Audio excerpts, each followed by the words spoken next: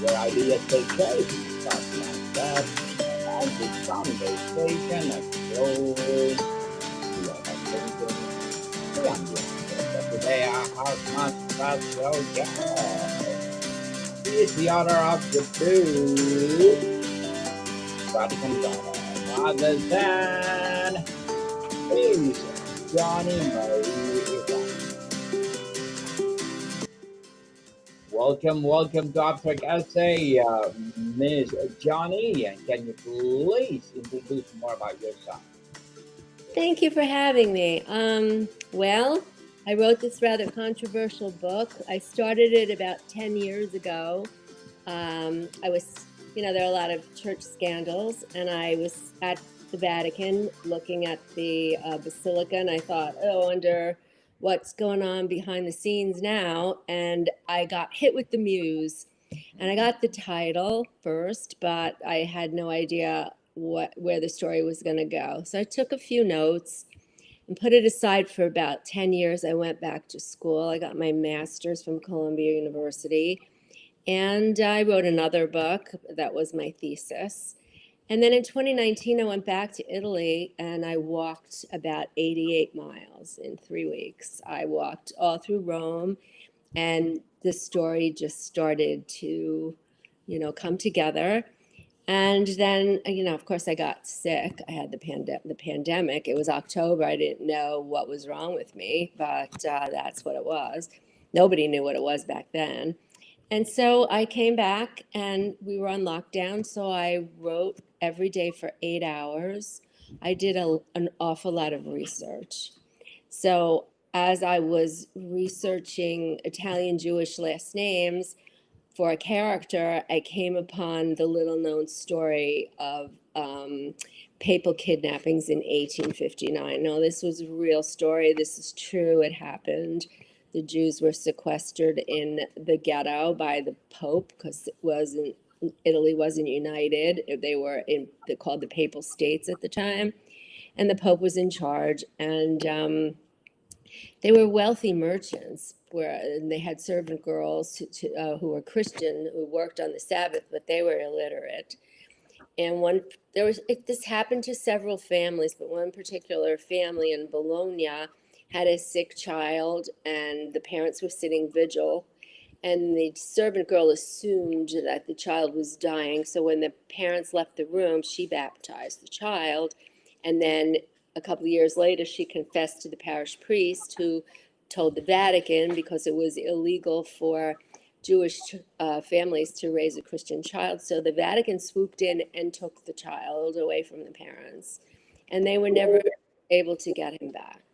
So that's a true story. So that fueled my story. I weaved that into the Vatican story, which is about, it's kind of like the Thornbirds meets the Da Vinci Code meets book club fiction, as someone described it. It's also the story of a woman's relentless search for her child while coming head to head with the most powerful entity on earth. So it opens with the first American Pope. Now, this was started 10 years ago. I had no idea we'd ever have an American Pope. I did an interview on a podcast in April, and the host interrupted me, and he said, "Your entire book is plausible. I read it, except for an American Pope. That'll never happen." Well, lo and behold, now we have an American Pope. But this one was not very well behaved. My fictionalized American Pope, he had an affair with a journalist in Rome, and she is, as it opens up, she's about to give birth to his child. So he confesses before he is ascending the throne of St. Peter. He confesses that he had this affair to a corrupt cardinal who enacts the kidnapping, and a murderous spree unfolds, and the whole story unfolds. And the mother I know Italy pretty well. I know Venice pretty well. So the mother's taken to Venice, and she doesn't have a memory. And then 12 years later, her memory floods back by just a fate. And then she's determined to get the child back. So that's the gist of it. But it was a lot of research. It took a while to write. And the second one is ready to go. I'm just playing around with the formatting, and that's being submitted probably by October, and that continues the story, and the Pope gets into more trouble. But anyway, so that's it. That's the Yeah, story. So definitely interesting, Miss Joni, and thank you so much for sharing your knowledge and wisdom to the world. thank you. Yeah, for more info Thank you so about much. it, would you like to speak on Thank that? you. Yeah, it's a lot of work writing. Marketing is a whole nother thing. That's hard. We need And to market publishing, of it. course. But if you give up, it'll never happen. So I keep at it. So, Miss Joni, what was the defining moment of the gradual realization that whispered to you that reinvention was necessary to this book? Okay, so I always wrote. I think probably every writer who starts out, writing bad poetry. So I wrote bad poetry when I was a kid, teenage angst and all of that. So I always wanted to do it, but I'm the type of person I need to be armed with every credential before I would put anything I wrote out into the world. So I'm a nurse, I'm a retired RN. So I raised three children, and then they were, they could get in and out of the house by themselves. So I went back to school. I finished undergrad as a much older student. And then I took a year off. I got jury duty. I was picked for jury, 3 months criminal court, federal criminal court, downtown Manhattan. And then I got accepted to Columbia on the same day as I was picked for jury. So I didn't believe they call you up to accept you. I didn't believe it. So, but anyway, so I wrote a novel, which is also about abuse, about an abused girl, and I weave in the story of the court, because the court, being on court on a jury, was a gift for me. My fellow jurors weren't happy with me because I was fascinated by how it played out. They stood and how they addressed the lawyers, addressed the judge, and how the judge behaved, and I really got the lay of the land. So I had already written 35 pages of a court scene that I had to rip up and start over. So that was my first book, Reinventing Jenna Rose.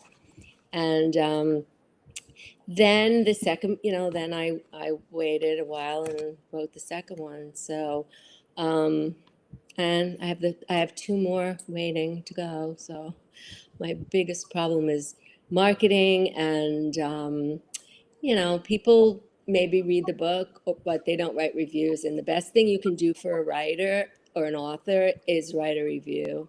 Even if you don't like it, it's just is a good thing to write a review. So it's hard to get people to do that. It's hard to get people to read anymore. We live in such a hurried society. Nobody wants to sit down and read. I just got Dan Brown's book at 600 pages. I don't know. So, it's just the way it is. People like short stories. Johnny, Miss Johnny, the Vatican Daughter is a powerful and evocative title. How does it reflect the central conflict of your protagonist, being torn between the immense, powerful institution of the Vatican and her own personal identity and family? Well, the way I weaved it in is she doesn't have a family per se. The Sophia, the mother, she thought orphaned, and she was in Italy. She's American, but she was in Italy in school, and she doesn't really remember her past too well. That'll all come out in the next series. But she was taken under, that her landlady took her under a wing, single Jewish landlady, treated her like a daughter. So that's where she went back to when she got her memory back. And she was convinced, Sophia was convinced that nobody would believe her, that the church would do something like this. And the landlady tells her about the story of the true life story of the kidnapping of Jewish children by the Pope. So she said, "Trust me, they'll believe you. There's a lot of scandals." And so then, several people help her in law enforcement. And it's very hard because, in doing my research, I discovered a Pope cannot be convicted of a crime. They're immune. They could do whatever and not be convicted because they're essentially judge, jury, and executioner, because they're not only head of the church, they're head of the sovereign nation of the Vatican. So it's a separate entity, and they're not bound by secular law. They make their own law. So it takes a lot to get a pope to step down.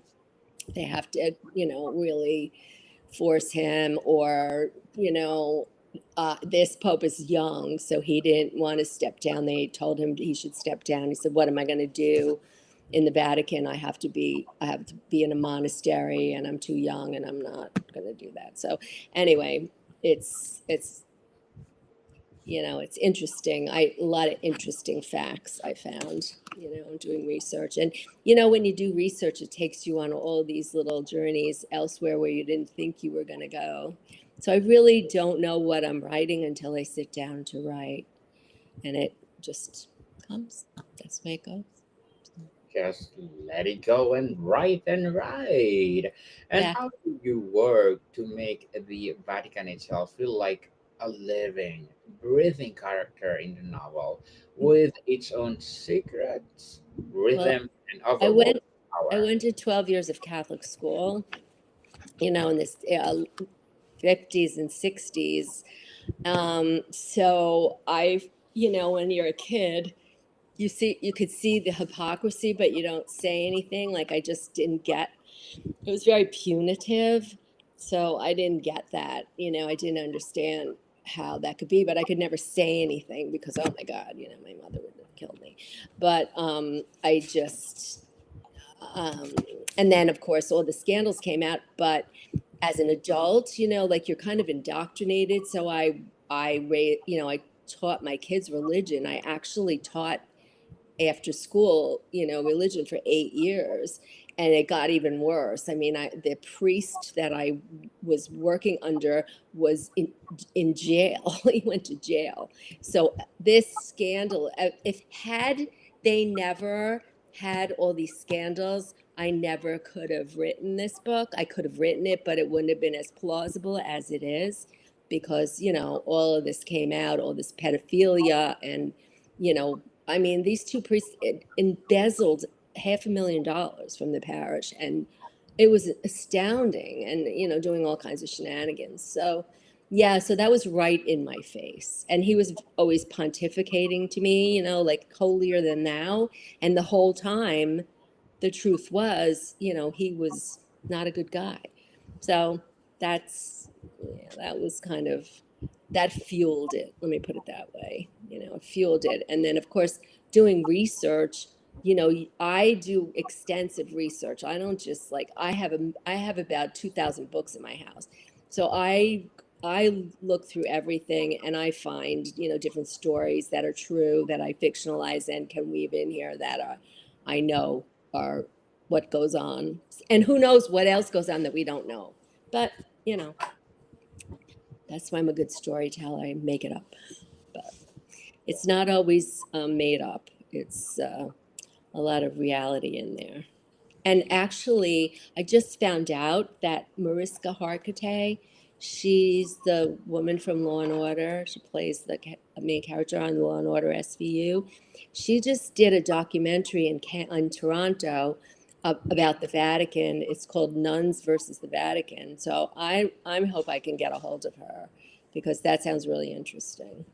So some nun was abused by a priest, which doesn't surprise me, Yes, you know? very So, interesting. And yeah. Miss Joni, tell us, is her primary struggle against the external forces of the institution, or is it internal battle between faith, duty, and personal desire? The mother you're talking about? This, Yes. yes. I think she's driven by motherly instincts and motherly love, because, you seem to share this, you share a DNA, of course, with your child. You have that instinct to protect. And once she realizes, she remembers, she's driven by this, unforeseen force to fight back and just get the daughter back no matter at any cost. So that's what drives her, I think, more than faith, or I think she loses her faith because she sees the blatant hypocrisy and doesn't really have the faith because it's this, the hypocrisy is so in her face, and it's all about power, which you can see. The Vatican is dripping in gold, and they're always preaching you should, give to the poor, and they're dripping in gold. So it's obvious that, it's not.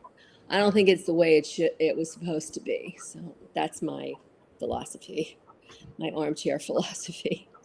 Miss Joni, as an author, what are your short-term and long-term goals? My long-term goals.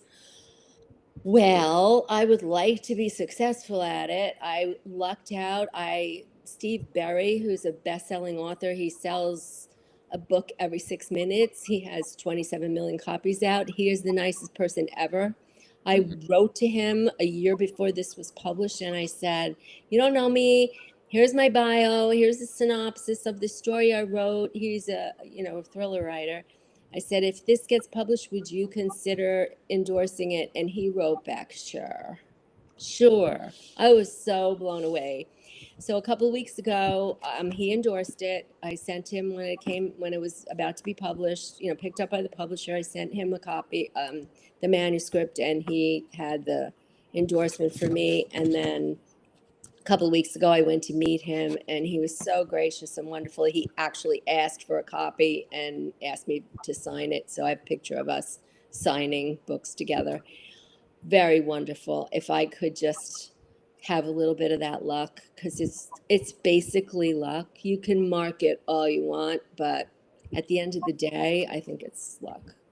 Just Mm. book sales. So I don't know. I'm trying. My long-term goals is to just keep doing it as much as I can. Life does get in the way, a lot of distractions, but I'm on the verge of giving up because I'm having so much trouble with the computer, but I can just plug away and hope for the best.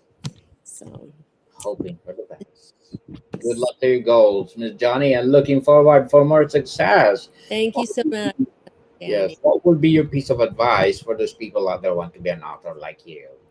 Don't well, I'm the living, breathing example of it's never too late.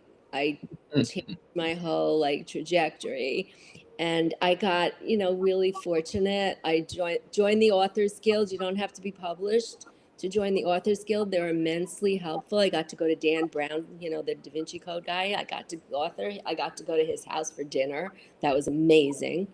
And they're very helpful, and they give webinars. And I would say don't give up. Take whatever writing classes you can take, or email me.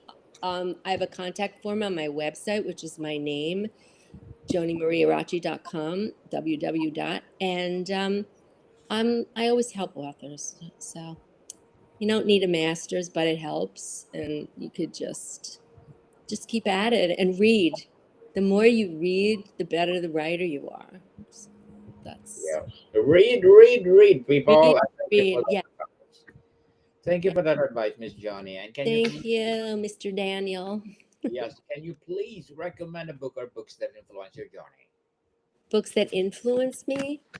Well, Daniel Silva's books. He writes about the Vatican. Steve Berry, of course, his books are thrillers. They're set all over the world. He's a historian.